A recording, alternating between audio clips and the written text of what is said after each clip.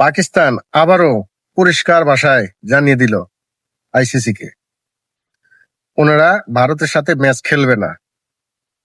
এর কারণ বাংলাদেশের সাথে আইসিসি অন্যায় করেছে।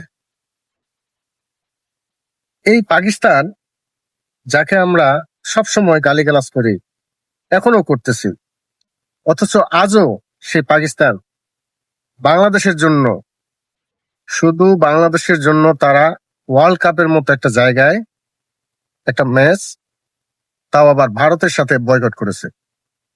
কেন? যে এই ম্যাচটি একমাত্র তাদের বড় একটা শক্ত প্রতিবাদ। এই ম্যাচটিতেই আইসিসির সবচেয়ে বেশি লাভ, এই ম্যাচটিতেই আইসিসি সবচেয়ে বেশি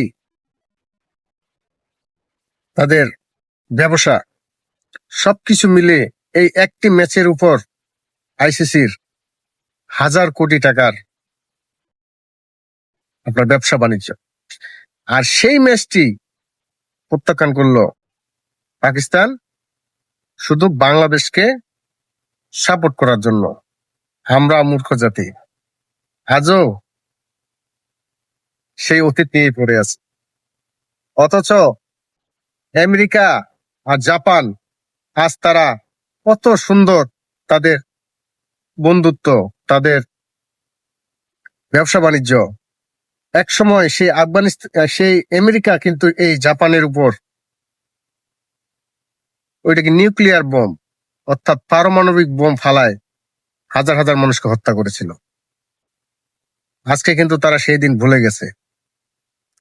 আমরাও ভুলতে চাই, যদি সেটা ন্যায়ের পক্ষে হয়, যদি সেটা দেশের স্বার্থে হয়।